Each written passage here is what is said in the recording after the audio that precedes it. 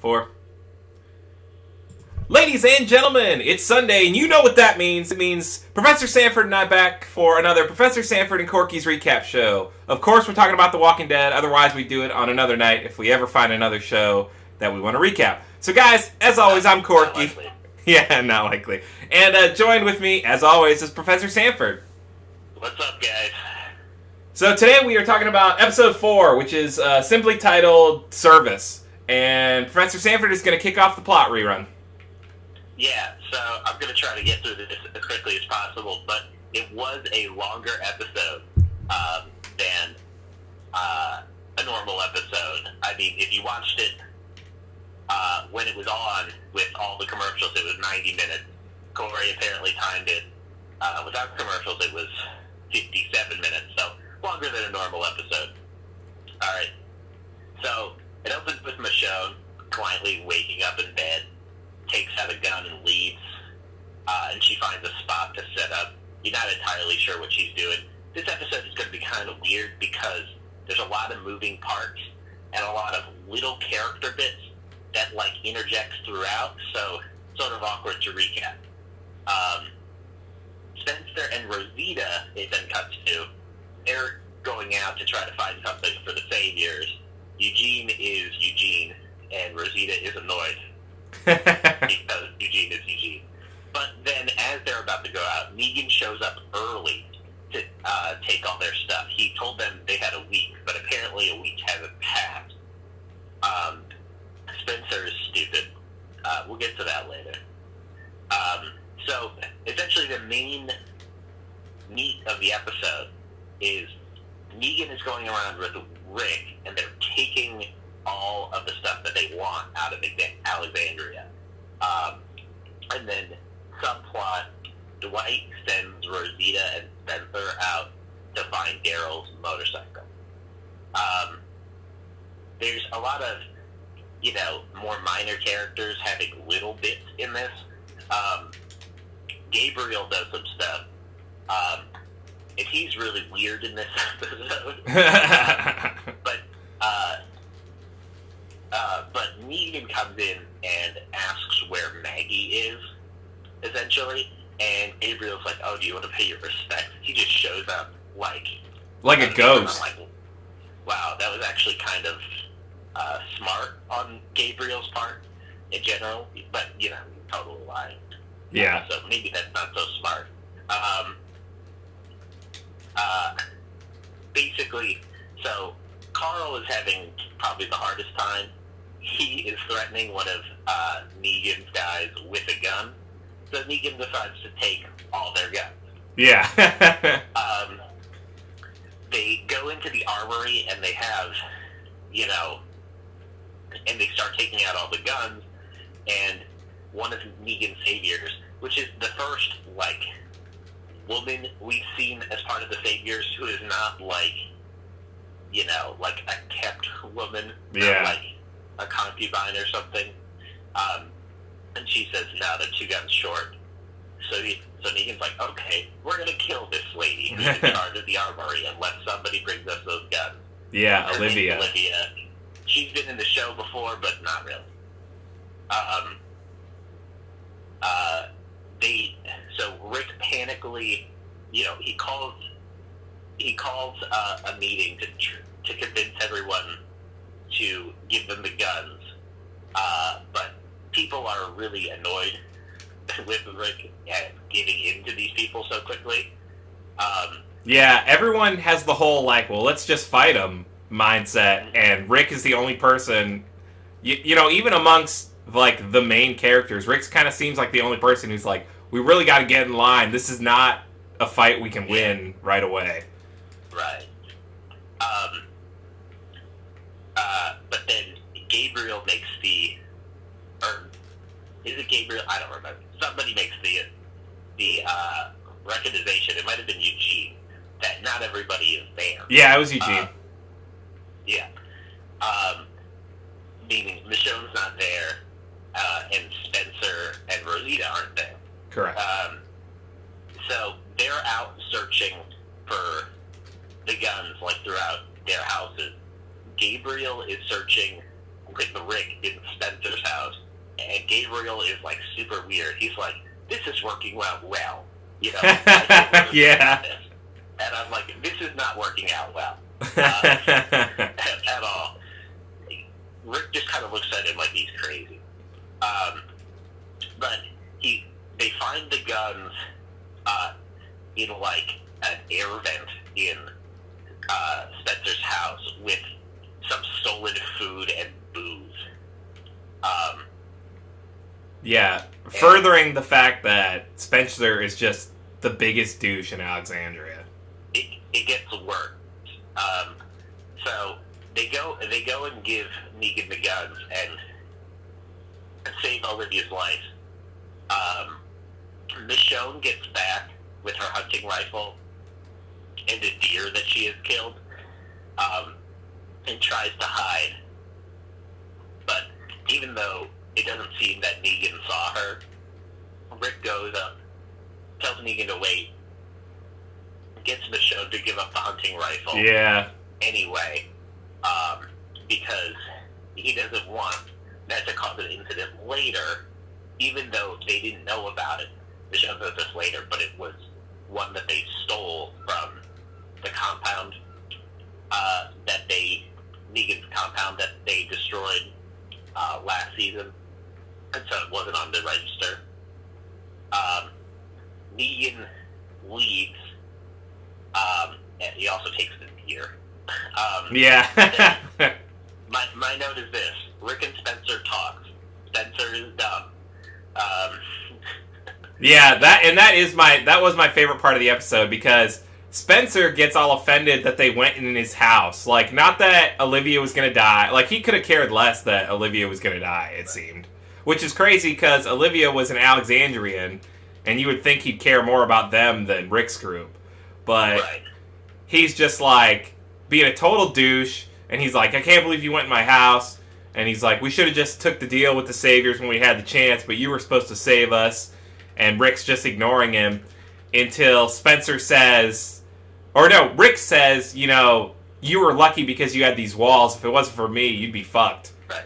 And then Spencer goes, yeah. The conversation actually starts with Rick calling Spencer weak. Yeah. He's like, you had the guns. I don't care about the food and booze.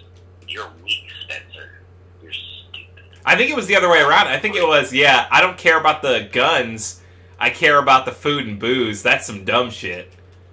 Well, he cares about the fact that Spencer is Spencer. Yeah, yeah. And then Spencer says, yeah, we're so much better for you here. We're Abraham and Glenn lucky to have you too. And without turning around, Rick goes, if you ever say something like that to me again, I will break your jaw and bust your teeth out. And it was incredible. And Spencer backs down. Yeah, and Spencer immediately stops. He's talking so big in this episode to Rosita and everything about how he doesn't trust Rick, and Rick has got them in this terrible situation, and blah, blah, blah. And Rick's so stupid, but he's talking so big, you know, behind Rick's back. But then when Rick is talking to him, even with his back turned, Spencer is completely ineffectual. Yeah. Alright. There's just a little bit left. Rick and Michonne then have a conversation. This is the big part of the episode that everyone was talking about afterward, where Michonne is essentially trying to get Rick to agree that the way they're dealing with the Saviors is wrong and that they need to fight. And then Rick tells Michonne that he's not going to do that. He's got to do what he has to do to protect Judith. And he also reveals that he knows that Judith is not his. Yeah, that's what the internet blew up about. Right. Yeah. There's just a couple more things. At the very end of the episode, Michonne goes out again to go hunting, and she sees that the Saviors have taken all the mattresses out of Alexandria and burned them on the side of the road to send a message. instead of just taking them. Yeah. And then at the very end of the episode, Rosita asks Eugene to make her some bullets, which I had totally forgot that Eugene and Abraham had set up a way to manufacture bullets earlier last season. Yeah, I had also forgotten about that. Because Rosita, when she went out with Spencer to get Daryl's motorcycle, has found a gun with no bullet. And that's the episode. Yeah. That's the synopsis. So, yeah, there's some things we didn't talk about, and it's just like... Yeah. Some people had some conversations. You know, we didn't really talk about how weird Gabriel was being, but it was very weird. Like... a lot of characters have little moments. Like Enid has a little moment too, and I'm like, oh, Enid's still here? Yeah, but from the preview, it doesn't look like that's going to be for much longer, though. Yeah. Which I'm fine with. That's a character that always pops in and out that I could care less about. Yeah. Like, I get Carl has to do his thing, and she's like the only teenage girl around, but... Mm-hmm. And Carl's another character that I don't really care about. He's becoming progressively more and more of a douche, and it's just getting harder to look past that. Like, I think Carl is a pretty normal teenager, and people hate to watch teenagers in adult shows. Yeah. Like, Jesse's older son, I forget his name, who tries to kill Rick and everything. Yeah. He was a pretty convincing teenager, and everyone, of course, hates him because everyone hates teenagers. Okay. So we finished up the plot in 12 minutes. That's a record, considering it was a blown out episode. But now, Sanford and I are gonna focus on where we think the show's heading, maybe analysis on some of the characters, and then, just like possible what ifs, what if this would have happened? What if Shane would have still been around? Do you think Rick would still be in the picture? We're just gonna spitball stuff like that, and hopefully you guys enjoy it. So, my big prediction for the next episode is, it started out with Eugene was fixing the, whatever, like the CD player or something, right? Yeah. It was like he called it like an audio play device, like, Eugene was doing Eugene stuff. And then Negan came in and kept pointing out, like, and circling back to, you better find something interesting, you better find something good, you better have something interesting for me. So I think the thing that's going to save them in this next episode, before someone gets killed, is, or probably not the next episode, but the next time Negan comes back to Alexandria, is Eugene's going to run out and he's going to have this thing, and he's going to be like, I made this audio thing, and Negan's going to be like, Negan about it, and he's going to be like, well, that's the coolest shit I've ever seen in my life. I'm Negan. And take it, and maybe take Eugene too. That, or they're going to find out Eugene knows how to make bullets, and they're going to take him for that reason. Yeah. That's a fair analysis. That very well might happen. Though, as we know from the next time on The Walking Dead, I think most of the next episode is taking place at the hilltop. Yes. Yeah. I have a few notes that I didn't go over here. One, I don't know why Spencer is so stupid. God, the worst. He complains about the whole thing. They're definitely setting up for Spencer, Rick. That will end up with Spencer dying. That's just going to happen. But I'm like, why doesn't Spencer leave? Why don't any of the members of Alexandria leave? Well, and that's what I was thinking too. That's where I thought the end of the episode. Sorry for cutting you off, Professor Sanford. That's where I thought the end of the episode was heading with, because after after the Rick confrontation with Spencer, we forgot to add that Rosita comes around the corner and is pissed. Like, out of her mind, man. Right. Yeah, it's like, the thing is,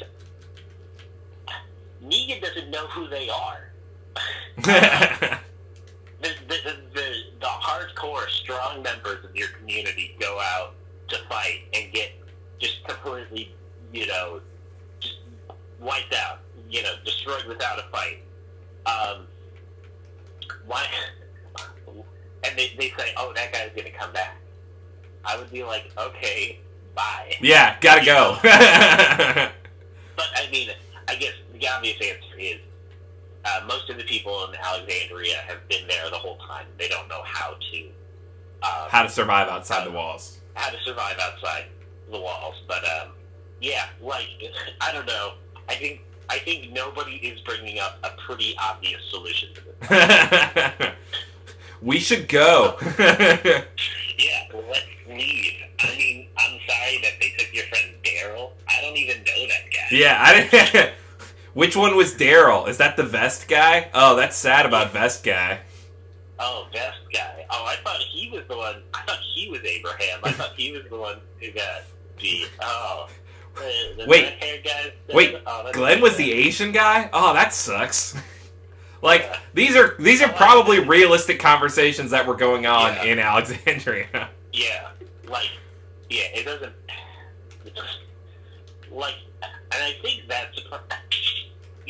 obviously, they won't abandon Daryl and everything, but I think, obviously, that would be the best solution for our main group at this time, too. If Rick really wants to protect Judith, he's like, we lived out on the road for a long time. Yeah. For a really long time. How long were they in the prison? It was like almost a year, right? Right. Like, they never established a clear timeline, but it's been years, since the outbreak. Yeah. And they basically have to make it years because of Carl growing. Yeah. Yeah. But yeah, it's been years. Kids messing everything up. They know what they're doing outside. What is Negan supposed to do? Like, what is Negan supposed to do if, like, he shows up and he's like, let me in? He's like, where's Rick? And they're like, oh, Rick left, like, 3 days ago. Yeah, Rick and 6 of those dudes left. So, here's your crops for the week. I feel like Negan and Rick have this really weird, dynamic. I think Negan is loving, that this, like we said in a past episode, this is the most challenging anything has ever been for Negan so far. Like, and I think, the whole back and forth with him and Rick, I think he really digs that. I don't think he wants that to end, Right. So I think he's going to push Rick pretty far, and then, if it comes to it, he'll just keep killing people that Rick cares about to keep Rick in line. Yeah, that's one thing. Negan occasionally in this episode rubs it in pretty sick. Yeah. About how how Negan has Rick right where he wants him, and I'm like, I mean, I guess that makes sense, but from a writing standpoint, like, do they think we're not smart enough to realize that Rick is embarrassed because it's pretty clear. There are a couple more minor things I should talk about before we get on to like what you wanted to talk about, because they're just minor. Yeah. If they really want us to sympathize with Dwight, they need to make him not be Dwight. Yeah. Because wasn't the episode... Yeah, the episode before this was The Cell, where we had 30 minutes of, oh, it's so sad to be Dwight. Dwight's got it so rough. And then he comes in and is just the biggest sack of ass. Like... Right. He goes completely the extra mile to torture Rosita, to be rude to Rosita and Spencer and like make them do extra stuff for no reason. Yeah. For the sole reason of he wants to cosplay Daryl 100% now. Right. I wrote this down. Dwight reminds me of Dodoria on Dragon Ball Z. Yeah. He's just a complete and utter jerk to everyone around him because his boss is so powerful. Yeah. But he is not even really... Not even anything. Right. He could easily be killed any day now, and nothing would happen. You know, no one would care. The other thing is, just to point it out, there's an obvious callback in this episode, and I didn't mention it. When Negan arrives, a zombie comes up and he beats it in the head with, I mean, it's even the name for the episode, Servant. Yeah. He beats the zombie with Lucille, and then as they're leaving, another zombie comes up, and he beats it, and he says, "Now talk about service. That could have come in and ate one of y'all." And then he leaves, and then as they're leaving, it shows them leaving, and then it shows the two zombies with their brains basket outside of the gate. Obviously, two bodies to head basket. Obviously, he did it as a visual reminder for what he did to Abraham and Glenn. And yeah. what still happened. But I didn't point that out, and people are like, "You didn't talk about the most important part of this."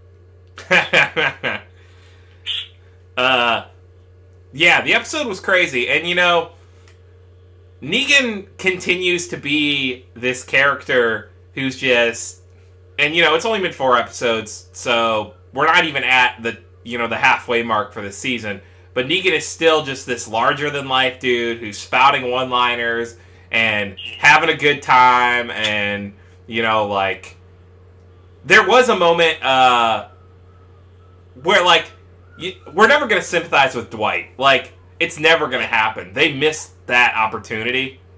Yeah. But there was a moment where they were yanking, what was her name? The female sergeant of Negan's? Yeah, I don't remember. It was something weird, because I remember thinking he had just made a sound and not even said a name. It was like a blow or something. Yeah, it definitely started with that, but yeah. I can't remember what it is. But she had yanked Olivia out of the armory, and Negan got serious, like, in a heartbeat, and was like, "You don't ever touch anyone like that unless they've done something to deserve it." And, you know, it kind of made me sympathize with Negan. Like, it was like, oh, this guy kind of sucks, but he's also, you know, right. He's also not Dwight. Right. Negan is crazy, but I liked that moment because you can kind of see. I don't know if Negan is literally crazy. I think he might be putting on an act, but like you can see why people might follow Negan a little more. Yeah. Not just for personal gain, but because he has clear rules, and you know they need some sort of system, you know, rules to live by, and they feel like they'll be all right in this uncertain world, you know, with that sort of structure. Yeah. Obviously, you can't trust that too far. Negan keeps saying that he's a man of his word, but his word is whatever he says his word is Yeah. at a given moment. So, obviously, you know, that's not like his shtick. He doesn't always tell the truth because he told them they had a week, and then he shows up early, and he's like, "A week is when I say it is." He did that twice. Yeah, he said, you know, Carl was like, they said half, they were just going to take half, and Negan was like, half is what I say it is, you know? So, it was, I enjoyed the episode. I didn't care for the Carl part, you know, and, there's a really funny meme going around the internet about, like, you know, about, Rick saying Judith isn't his and he knows it. And the meme is, what was your first clue? Judith isn't a complete asshole. And and I was like, well, Judith is just a baby. Yeah, but I mean... But It really made me laugh because... yeah, I know. Because Shane was a complete asshole. Yeah, much worse. I don't know. So... I don't know. Unless Professor Sanford has anything to add, this was a pretty quick episode, guys. 25 minutes, I guess it isn't super quick, but we ran through the plot super quick, and then Professor Sanford and I got to get some thoughts we've had on our chest for a few episodes off. And I think it's good to do that. I think it's good to, well, what do you think's going to happen, and this is how I feel it's going to play out. Like, the Negan thing, I could see this going on for at least 2 more seasons. And, it's crazy because everyone is already complaining about this season, and saying it should be canceled, and, they really messed it up by bringing in Negan and getting rid of Abraham and Glenn. But, I feel like this is one of those things where,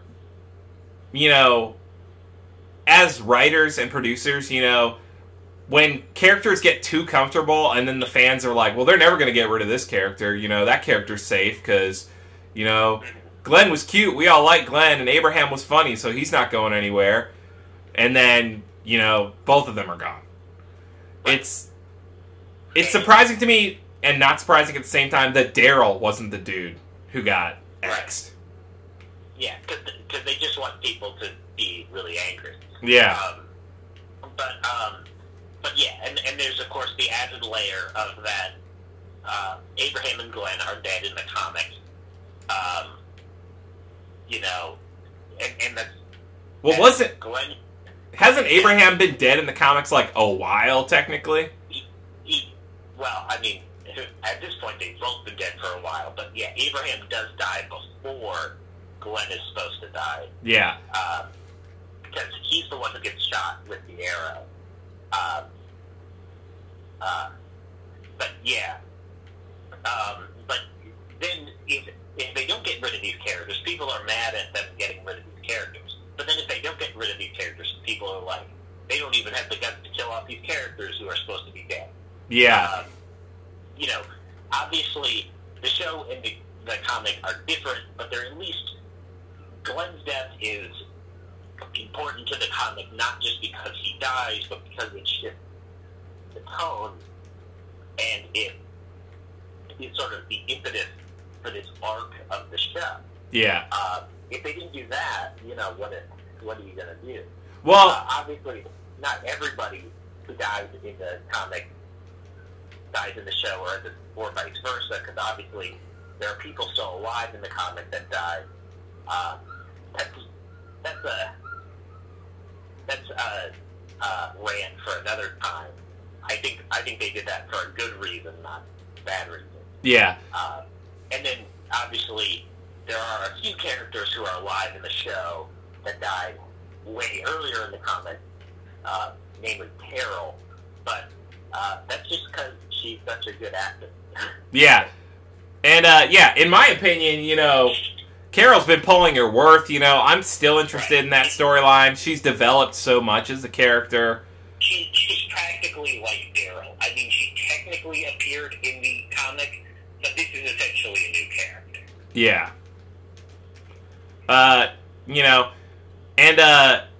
Of all the people to get killed, and if they would have axed Norman Reedus, if Daryl would have been gone, the internet would have exploded way worse than it did for 2 characters. If it would have been just Daryl and Abraham and Glenn would have lived, there would have been a riot in the streets. Essentially, the entire female viewership of the show would yeah. have stopped watching. So yeah, not everybody, but you get the idea. Yeah. Daryl superfans tend to be female. Yeah. And there is a specific reason for that. Yeah. But, of all the people on that show, I think Norman Reedus is the only one who's, really doing a lot of other things. Andrew Lincoln, Rick, this is basically his bread and butter. This is his acting, Melissa McBride, Carol, I'm pretty sure it's the same for her. Michonne's name is, Danae Gold, right? something like that. Yeah. Yeah. This is all I've seen her do. Whereas Norman Reedus did the whole Ride show on AMC and has another season of that coming up. He's in talks to do Boondock Saints 3. He has his own comic book line that's about to start. It's, you know, if anyone was getting killed, it should have been the dude who has like 8 other things he was about to go do. Right. I think Maggie and Morgan occasionally show up in movies every so often. Yeah, Maggie did the Boy either last summer or the summer before that. About like where she was like a maid or a, what am I trying to think? A nanny for a boy, but then it was a doll, and you know, whatever. Steven Yeun is supposed to be Nightwing in the upcoming Batman solo flick, so super pumped about that. That'll be weird. That'll be incredible if they do it right. So here's hoping they do. Guys, I forgot to mention at the beginning of the show, sponsors for this episode were Plants vs. Zombies. That's been the game in the background the whole time. Everyone knows what that is by now. I died, it looks like 4 times during this episode. But I am on Adventure 5-4, so, you know, how far did you fuckers get?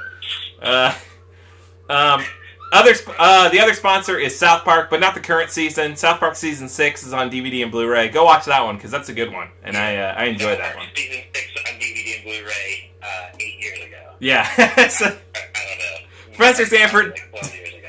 do you have anything else to add? No. Guys, as always, thanks so much for tuning in. Thanks for liking, commenting, subscribing if you did. Find Professor Sanford on Facebook, Instagram, Twitter, LinkedIn. He's all over the place. So am I. Guys, as always, be good to yourself, be good to each other, and we will see you in the next recap.